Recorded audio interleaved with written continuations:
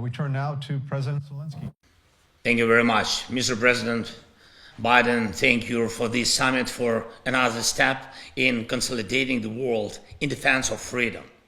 Dear colleagues, now is a decisive time, and it is our joint responsibility. What exactly will determine this time?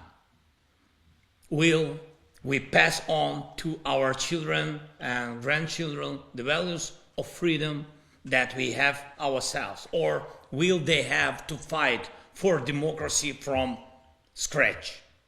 Modern generations of many democratic countries do not know from their life experience that freedom cannot be taken for granted. Most people can only learn about this from history textbooks, from the stories of wars of independence that took place generations ago and battles of freedom won by others. But the experience of the enemies of freedom is always fresh. They don't refer to textbooks. They know how to break democracy and destroy life. It is enough for them to have their slightest feeling that they can go unpunished, and then evil acts. This is where the threat to our values comes from. This is why democracy is in danger. Ukraine knows what it is to fight for democracy right now, and let our experience of preserving freedom during total war help protect the free world, each of your peoples. When you see Ukrainian cities burned by Russian aggression, and when you see brave Ukrainian soldiers that stop the movement of the aggression through our land, notice what you are actually seeing. This is deciding the fate of not only Ukraine, this is deciding the fate of everyone who is used to living freely. Russian propagandists and accomplices like that. Allegedly, the West is fighting against Russia on the territory of Ukraine. It's worse understanding what is really going on. It is Ukraine that tyrannical Russia is able to reach with its bloody hands, with missiles and artillery, bombs and tanks. But the Kremlin's ambitions does not and just where its hands reach. Russia has been at war with all of you for a long time, with the democracies of the world. It fights via disinformation, election interference, espionage, corruption, exporting, cybercrime, by trying to trigger an energy crisis and price explosions in markets that will hit your people with insane electricity or gas bills. Look, the Kremlin is trying to turn even food provision into a weapon, blocks the sea to create a shortage in the global food market. Why is this happening? This is war. Ladies and gentlemen, this is war precisely against freedom and democracy. Every foe of freedom acts in the same way. I emphasize they act. The enemies of freedom have not lost a single year in recent decades. They channeled all their time and unlimited money which they gained in trade with the free world to weaken and to corrupt and to undermine democracy. But have all the efforts of the free world been aimed at limiting the aggressive potential of tyrants and autocrats and at bringing them to legal responsibility for their crimes? Unfortunately, no. We have to fix it. Democracy must be able to act and act in advance. Democracy must learn to be uncompromising in the face of evil.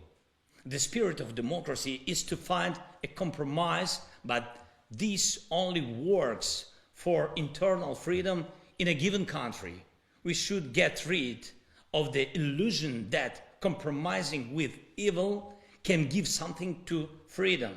The enemies of democracy must lose.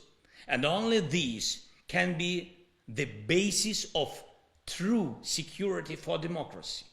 Embrace this Ukrainian determination. Ukrainian democracy maintains absolute internal unity even in the face of a total war against our people.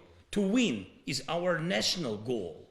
What does it mean to win? Our answer is clear: to preserve freedom, to preserve dignity, to preserve our land. But what is the strategy of the free world in relation to totalitarian Russia, which is looking for how to create more totalitarian allies in the world?